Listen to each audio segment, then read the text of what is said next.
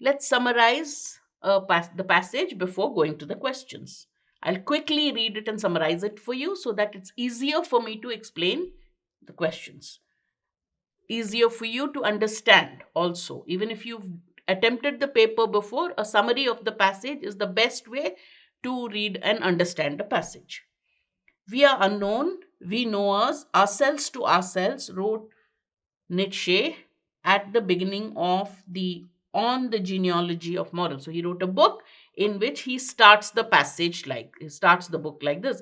We don't have to understand what Nietzsche meant because that's philosophy.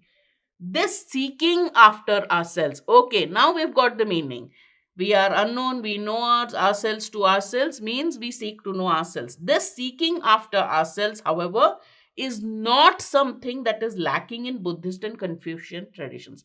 That means seeking after ourselves, who are we, what is this, is a part of Buddhist and Confucian traditions, especially not in the case of political Korean philosophy. So now we know the passage is talking about Korean philosophy, which is based on Buddhist and Confucian traditions.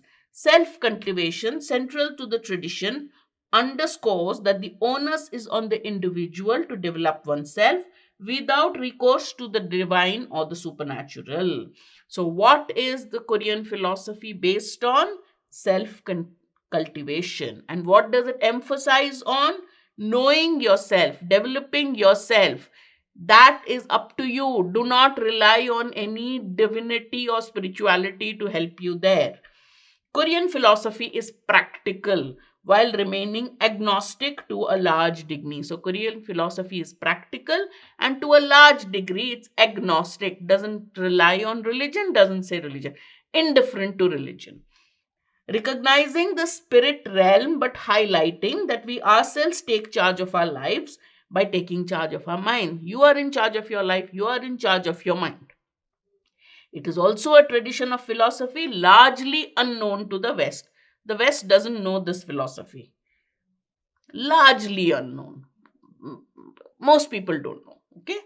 The word of philosophy in Korean is pronounced chorhak. It literally means the study of wisdom. So philosophy in Korean means the study of wisdom, or perhaps better, how to become wise. What's Korean philosophy concerned with? How to become wise, which reflects its more dynamic and proactive implications. In the Korean tradition of philosophy, human beings are social beings, and therefore, knowing how to interact with others is an essential part of living a good life. Knowing yourself is correct, but you are social beings, therefore, you should also know how to interact with others, and that is an essential part of living a good life. Indeed, living well with others is a real contribution to human life. So, what is a human being's contribution to human life in general? Living well in society with others. Our lives and our minds are affected by others and their actions because we are social animals. We live in society. Our lives, our actions affect others, and their actions and their lives affect us too. This is particularly true in the Korean application of Confucian and Buddhist ideas. The famous Korean monk Wonyo understood that how we think about things shapes their very existence. Very important point. How we think about things shapes their very existence. In turn, our own existence, how we think about things shapes the existence of things and also shapes our existence, which is constructed according to our thoughts. Our thoughts shape our existence, and how we think about other things shape their existence. The clear connection, and simply put, once in the darkness of a cave, he drank water from a bowl lying around. He was in a cave, it was dark, he drank water. But when he could see properly, he found that what he thought was a bowl was no bowl at all, only a disgusting human skin. He realized it was dark. Something that looked like a bowl was there. He drank water from it. When he realized it was not a bowl, it was a human skull. The enlightenment of Vanyo occurred when he realized that there isn't a difference between the bowl and the skull.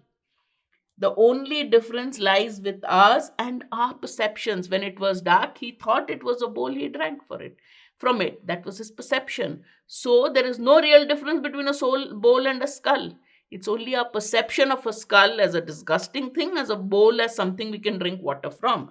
Therefore, he says the only difference lies with us and our perceptions, of our view of things. We interpret our lives through a continual stream of thoughts, so we become what we think, rather how we think. So our life is a continuous stream of thoughts, so we become what we think, rather how we think, the manner of thinking. What, the content, how, the manner. As our daily lives are shaped by our thoughts, so our experience of this reality is good or bad depending on our thoughts, which make things appear good or bad. So your entire life depends on the way you look at things, whether you look at them as good or bad, because in reality, when you really look at anything, the reality, the fact is that things in and by themselves are devoid of their own independent nature. Things are things. It is our thoughts and our interpretations which make them good, bad, or whatever. This self interpreted reality has a temporary existence. Now, why does it have a temporary existence? Only as long as the thoughts and perception shaping it remains. It's temporary because it remains in existence only as long as our thoughts and perception about it remains. Okay, that makes it easy. That was the passage.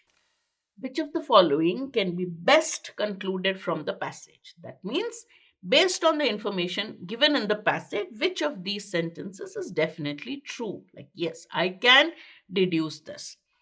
Reality does not have an existence of its own. Did the author said there is no such thing as reality? He said the reality of a thing depends, a thing by itself exists. Our perception of it makes it good, bad, whatever. That does not mean reality itself doesn't exist. The author doesn't say everything is Maya, illusion, there is no reality in life. Has he said that? No. Therefore, option A is wrong. Our thoughts can affect the life of others. We remember reading it in the passage which said, we are social animals. So how we live well with others is our contribution to human life. Our life is shaped by others, as what we do shapes the life of others. So B definitely can be concluded. Quickly, let's look at C, D, and E. Korean philosophy is practical as it is agnostic and focuses on reality. Korean philosophy is practical has been stated. Did it say it's practical because it's agnostic? No. So you see how the sentence has distorted what has been given in the passage. What did the passage say? Korean philosophy is practical, comma, to a large extent agnostic, whatever.